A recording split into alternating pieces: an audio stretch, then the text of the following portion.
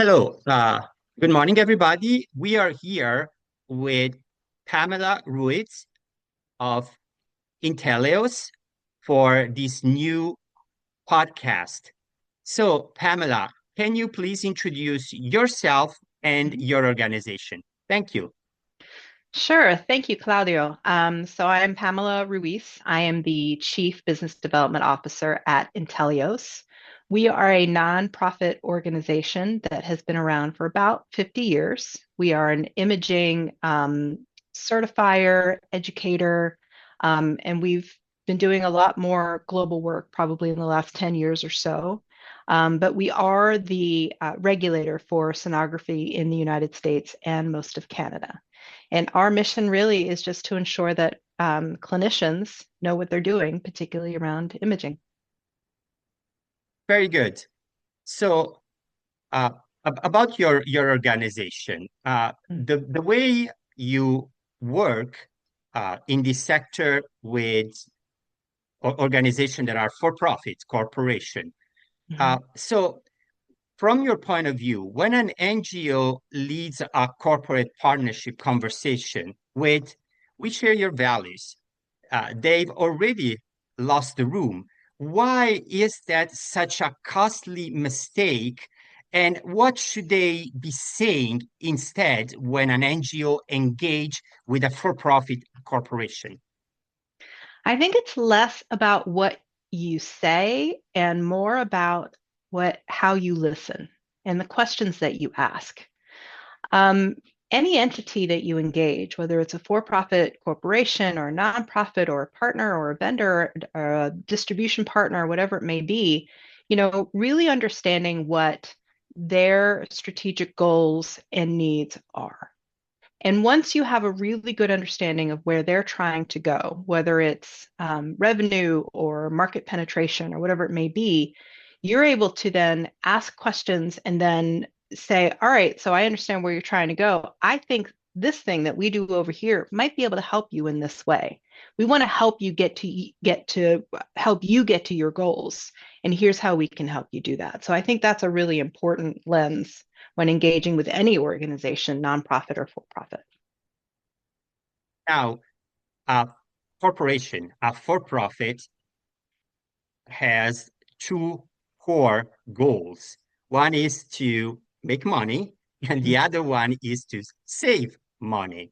Mm. Um, Now, the way you work with a corporation and then you keep these two main goals of a corporation in mind, things like ESG compliance perhaps is not really one of the priority of a corporation.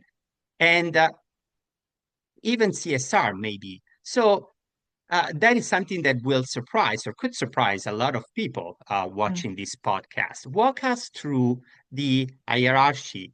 What sits at the top and why does it matter more than, just a CSR or SEG program?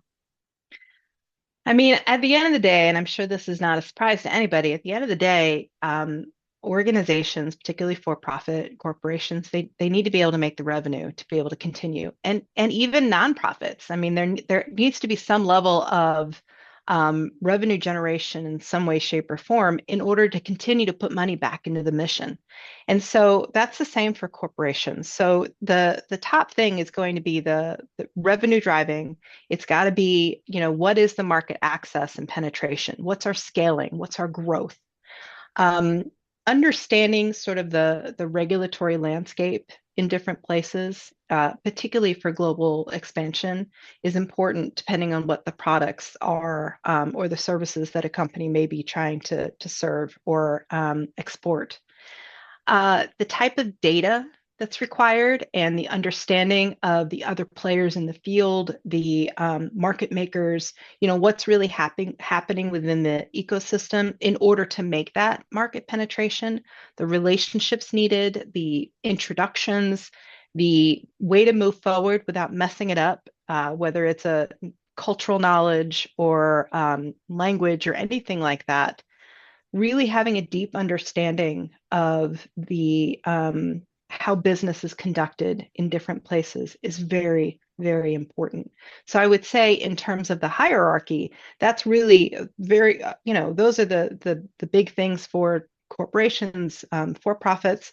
And then for those that are more socially minded, I imagine the people that serve in the departments that drive ESG, I would imagine that is their utmost priority, but that may not be the what it is for the rest of the organization. And so being able to really talk to them about how to meet their goals and then working towards ESG as well, um, that's really how I think folks can get a little bit further. Very good. So from uh, prior conversation I had Mm, with you, one of the sharpest idea in your work is that NGO systematically undervalue what they bring to a partnership. You put hard numbers to it, market entry consulting, regulatory relationship, and last mile distribution access. Where did that framing come from? And why do NGOs struggle to think about their assets this way? In my experience in working within nonprofits and with other nonprofits, we're very passionate about what we do. We're very mission driven, which is wonderful. And sometimes we get stuck in our own space and we forget to look up and we forget to look out from somebody else's eyeballs. And so the ability to sit sort of an out of body experience and sit across the table and really see what you have to offer objectively, I think is a skill set that absolutely has to be honed. Understand your value, understand what makes you so good at what you do is something that may not exist in other places within the marketplace. And so the ability to really understand objectively, like outside of what you're head down always doing, and sit up and think, all right, well, what does this look like from outside of my organization? What does this look like from outside of the box that I work in every day in and day out? And so the ability to sort of eyes out a little bit differently, I think is enables you to understand a little bit more the value, the monetary value, and assess what you have in terms of your organizational assets. Very good. About assets. Mm, You make a distinction between bringing assets to a partnership as equity versus bringing them in kind. mm. Can you give a concrete example of what that looks like in practice? So that could look like market intelligence, something that we talked about a little bit already, warm introductions, the ability to position complementary products to the services that maybe you're doing as an NGO in the market. I think the most important piece here, there's a couple of important pieces. One is the ability to have that equitable relationship with a corporate partner. So you're not saying, thank you, may I please have another. It's more, it's truly a partnership where you're able to say, actually, I need this, this, and this because this is what I'm providing you. And so there's a lot more of an equitable partnership between the two entities. In addition, because of the type of mission driven work that we all do in the nonprofit and NGO world, it's really important to understand the trust that you can bring to a conversation. You are the trusted voice for a reason. So being able to use that voice and understanding the ethical implications and keeping a big, good eye on the ethical implications from working with corporates. And I think that goes a long way as well, because that helps other entities too really make a distinction of the work that you bring to the table and the corporates that you choose to partner with and how you partner with them. So I think that's an important piece. You are also the person who has to sit across the table from a medtech company and execute it. What's the hardest part, the moment where the theory meets the friction? I think for Inteleos, even though we've been a trusted voice, that trusted voice for half a century, we are still not super well known, except in a couple of very specific spaces. And so, even though we bring a lot of value to a lot of different tables, The ability for folks to know who we are and what we do and what we can do, I think has been some of the hardest part. And now, the exciting thing is because of all the work that we've been doing globally, especially in the last 10 years, we are starting to be recognized at the table. So, hey, Inteleos is doing this. Hey, you might want to go talk to Inteleos. This is some of the work that they're doing in terms of policy in Kenya or, affecting maternal health or economic agency for women, much broader than certification work. But getting those relationships and conversations going beyond sort of what we started as in 1975, I think that's been the hardest piece. Very good. My last question. Next week, you walk into a room with 25 plus NGO senior leaders at our April 14 convening in Washington, D.C., and challenge them on exactly this kind of relationship with corporations. What's the one thing you want them to live with? The idea that should be genuinely uncomfortable for them to sit with. Get out of your own head.